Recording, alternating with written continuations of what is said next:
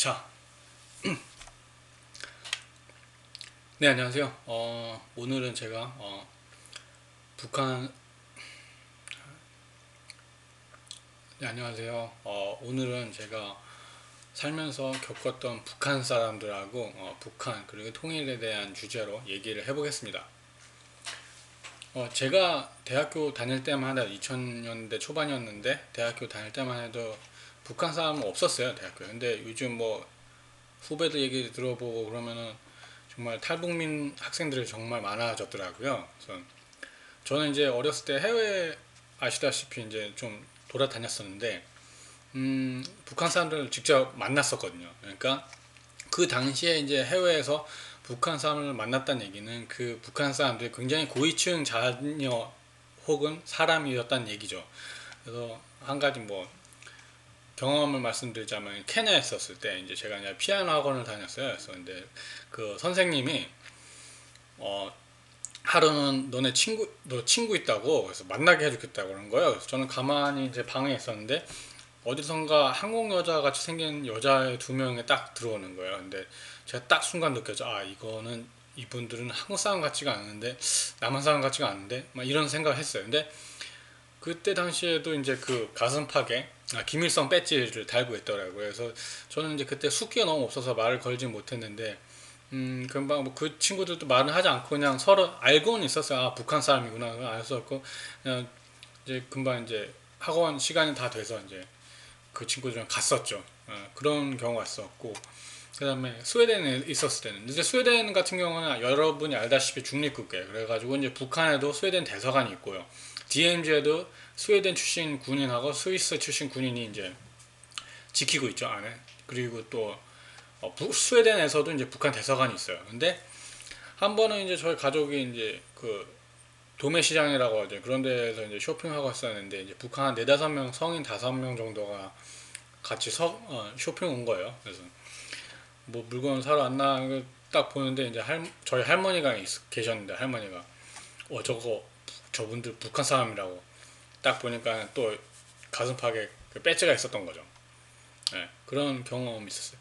근데 이제 저가 이제 스웨덴에 있을 때 얘기인데 여러분도 알다시피 저희 북한 군인들이 이제 우리나라에 쳐들어오려고 이제 남한 침투용 땅굴을 만들었잖아요. 근데 그게 사실 그 땅굴을 만들려면 굉장히 좋은 그 장비가 필요한데 북유럽의 그 장비를 굉장히 잘 만들었어요. 그러니까 북유럽 같은 경우에는 지형이 굉장히 그 암석이 많아요. 그래가지고 이제 그 위쪽 트론헤임 막 이쪽으로 올라가면은 정말 그 7m 막 10m 되는 그 땅굴이 저기 터널이 많거든요. 근데 그거를 이제 다 뚫었단 말이에요. 진짜 정말로 이게 굴삭기 하는 기술 그런 게 굉장히 뛰어나고 그러니까 그 다이나마이트 노벨이 그 다이나마이트를 이제 개발하고 그런 것도 참 영향이 있는 것 같아요. 그리고 스웨덴 같은 경우에는 지하철 가면은 우리나라 같은 경우에는 그 이제 지하철 안으로 들어가면 다 이게 시멘트로 쫙 이쁘게 발라놨잖아요. 근데 거기는 정말 그런 거 없이 그냥 다 시멘트를 발라놓지 않고 그냥 암석을 갖다가 그냥 사사사사사 깎아놨는데 굉장히 이쁘게 잘 깎아놨거든요.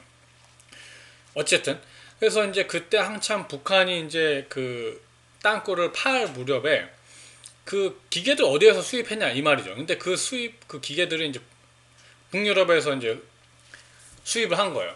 근데 이제 그 스웨덴에 있는 한국의 모 기업이 이제 그거를 눈치챈 거예요. 북한 쪽에서 갑자기 그 기계 땅굴 파는 기계를 갑자기 많이 어, 수입해 갔다. 그래서 정부한테 알린 거죠. 이거 지금 뭔가 이상하다. 그래 가지고 이제 그 땅굴에 대한 실체가 드러나게 된 계기가 있었다고 믿거나 말거나 합니다. 네.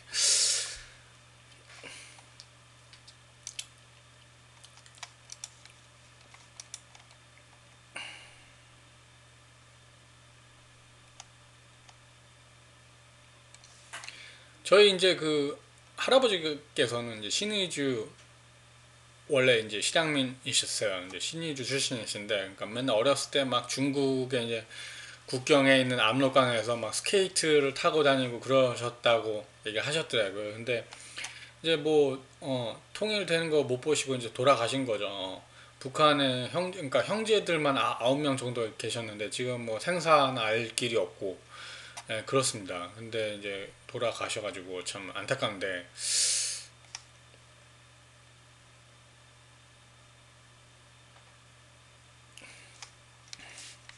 뭐 이런 얘기가 있어요. 그러니까 뭐 굉장히 그 북한 쪽에 저희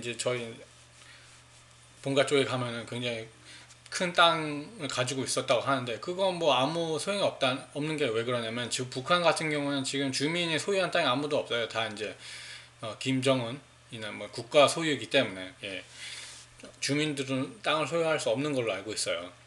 예, 어쨌든 저는요, 통일이 당연히 반드시 돼야 된다고 생각을 하고 있고요. 제가 봤을 때는 한반도가 통일이 되면 정말 한 20년 이상은 정말 계속 고도의 경제 성장을 하지 않을까 싶어요.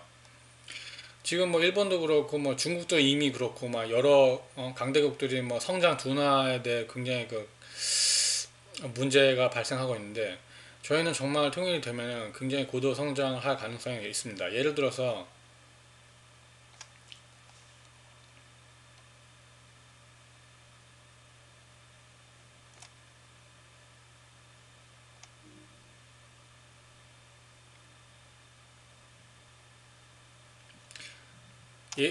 뭐 관광이나 교육 같은 거 굉장히 많은 어, 관광이나 교육이나 건설 쪽에 엄청난 투자 붐이 일어나겠죠.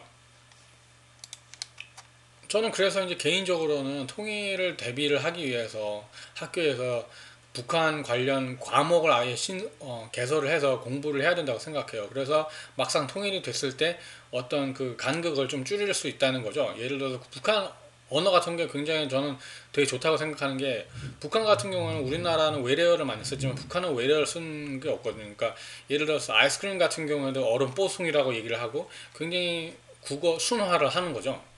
굉장히 좋은 장점이라고 생각합니다, 저는.